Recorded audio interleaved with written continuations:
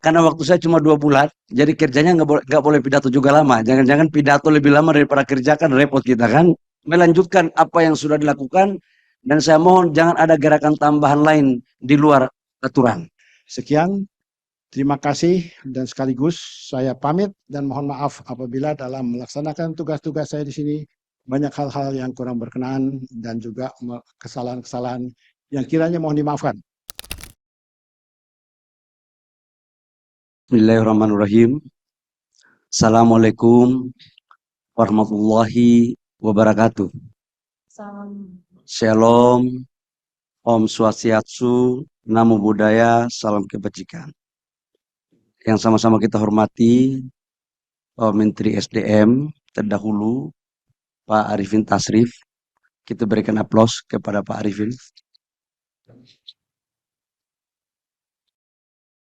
Saya sama Pak Arifin ini sejak kami dilantik menjadi anggota kabinet di 2019, hubungan saya sama Pak Arifin sangat baik sekali karena kami punya kerjasama di Satgas dan beberapa bagian penugasan lain. Jadi ya boleh kata saya sama beliau ini hubungan abang ade lah. Sering saya ke rumahnya dan kami sering berdiskusi. Yang saya hormati pimpinan Komisi 7 dengan seluruh anggota Komisi 7 yang sempat hadir, para menteri senior SDM, ada Pak Jonan, Pak Sudirman, Pak Chandra, dan Bapak Ibu semua, menteri yang lain mohon maaf karena ini barang baru bagi saya. Jadi mohon maaf belum tahu nama siapa-siapa. Daripada saya ngomong salah, maka menteri-menteri senior-senior, kira-kira begitu. Yang saya hormati seluruh pejabat yang ada di Kementerian ESDM, baik dari eselon 1, eselon 2 maupun tanpa eselon, lebih khusus kepada dirut-dirut BUMN yang ada kaitannya dengan Kementerian SDM. Saya lihat juga Ibu Nike sama Pak Dirut PLN.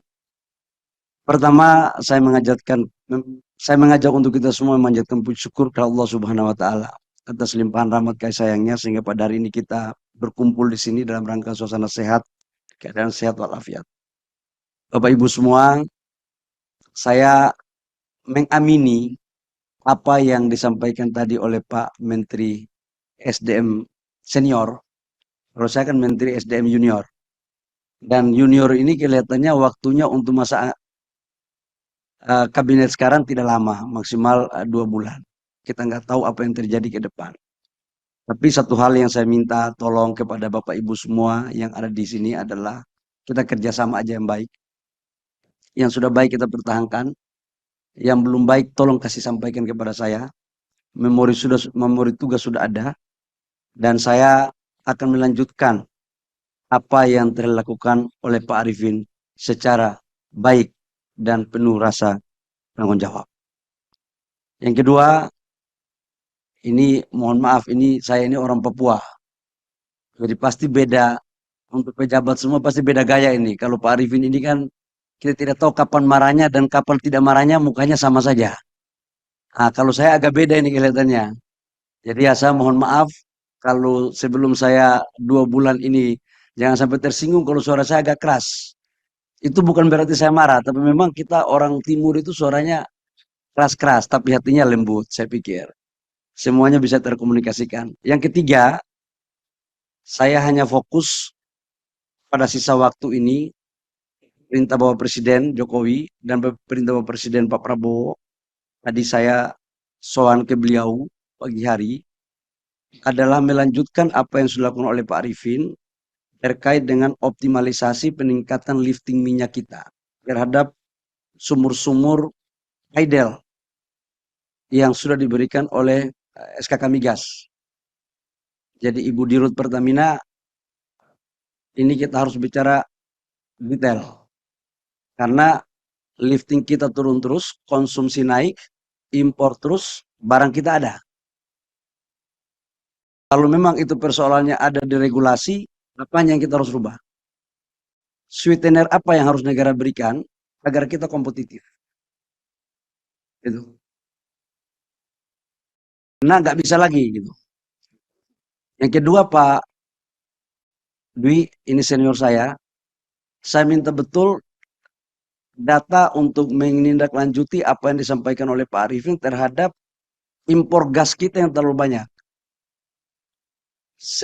C3, C4 di mana saja kita, arahan Pak Presiden Prabowo sama Pak Jokowi, segera kita membangun hilirisasi LPG. Nah, nanti di Rut Pertamina jangan harga LPG dalam negeri lebih murah banyak sekali daripada impor. Ini nggak benar nih. Jadi itu tugas saya yang saya harus selesaikan dalam waktu 2 bulan. Jadi Pertamina nanti kita duduk bareng, jangan selisih harganya sampai $50, $60. Itu berarti memberikan ruang impor yang masuk terlalu banyak itu. Nah, untuk menyangkut Minerba, kalau kita perbaikan yang sudah ada, kita lanjutkan.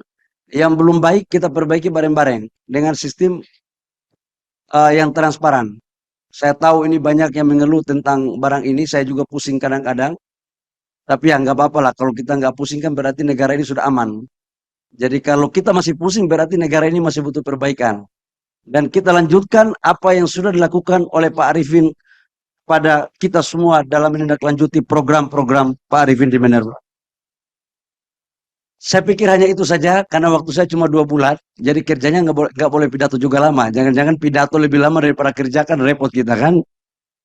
Dan untuk dirjen-dirjen, izin Pak Menteri Senior, karena waktunya cuma 2 bulan, saya umumkan juga mulai hari ini, kalau boleh berkantor, jangan di kantor masing-masing.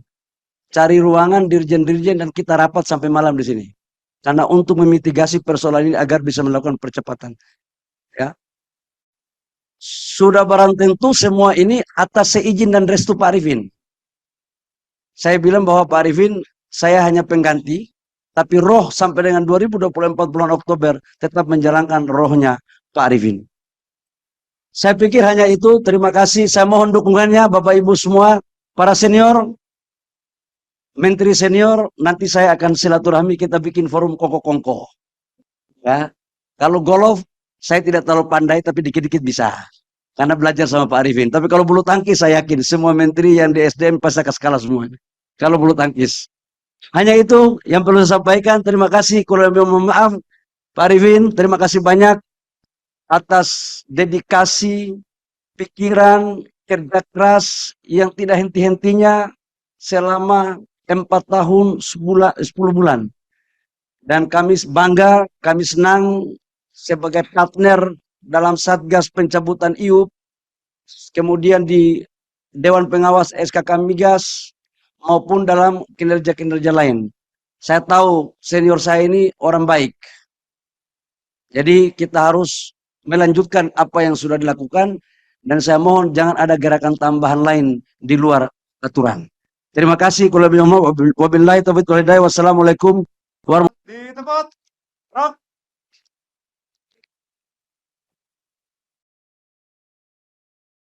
Yang saya hormati Menteri Energi Sumber Daya Mineral, Bapak Bahlil Lahadalia, Ketua dan anggota Komisi 7 DPR RI yang kami hormati, para Menteri SDM dan Wamen pada periode sebelumnya, Pak Ignatius Yonan, Pak Archandra Tahar, Pak Susilo Siswa Utomo, Pak Sudirman Said,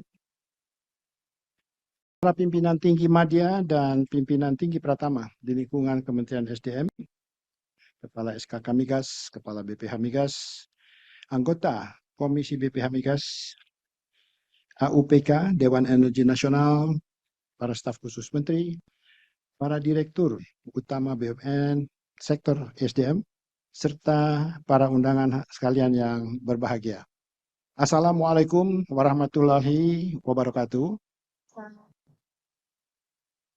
Selamat siang dan salam sehat bagi kita semua. Pertama-tama marilah kita panjatkan puji dan syukur kehadirat Allah Subhanahu wa taala karena atas rahmat dan hidayahnya sehingga kita dapat laksanakan tugas dan tanggung jawab sebagai Menteri SDM selama Kabinet Indonesia Maju tahun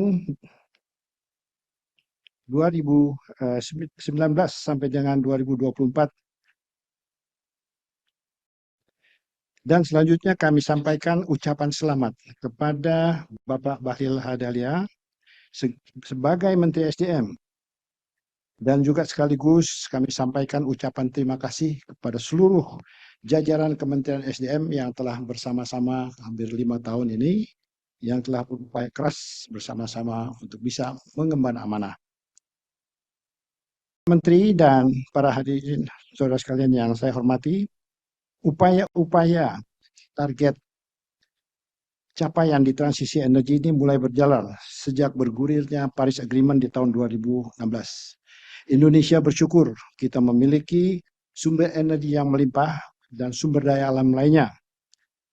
Kementerian SDM memiliki peran penting untuk bisa menyediakan energi yang bersih, menjaga ketahanan energi, serta mendorong pertumbuhan ekonomi melalui pemanfaatan sumber alam yang ada. Di tengah pertumbuhan konsumsi migas, kita diharapkan dengan penurunan produksi minyak dalam negeri. Kita hadapi hal ini dengan langkah-langkah strategis antara lain upaya-upaya untuk penemuan sumber-sumber baru. Kita lakukan juga upaya optimasi sumber-sumber yang ada dengan memanfaatkan teknologi dan pengalaman-pengalaman yang telah dilaksanakan oleh para calon partner kita. Kemudian kita juga upayakan perbaikan kebijakan agar daya tarik investasi di sektor hulu migas ini memiliki daya saing. Di samping itu, perlu dilakukan langkah-langkah peningkatan efisiensi agar kita bisa mengurangi impor dan mengurangi beban subsidi. Saat ini kita juga telah memperoleh anugerah berupa ditemukannya sumber-sumber gas yang baru, antara lain di North Canal Kaltim, yang kita harapkan akan mulai berproduksi mulai tahun 2027-2028. Kemudian juga ada Blok Mandaman, kita upayakan untuk percepatan. Ini diharapkan sebelum 2030 juga bisa berproduksi, dan kita masih mendorong Blok Masela yang besar ini agar bisa berproduksi pada 1 Januari 2030. Ya, di tengah historinya banyak hal-hal yang perlu kita selesaikan. Untuk itulah kita perlu membangun infrastruktur energi.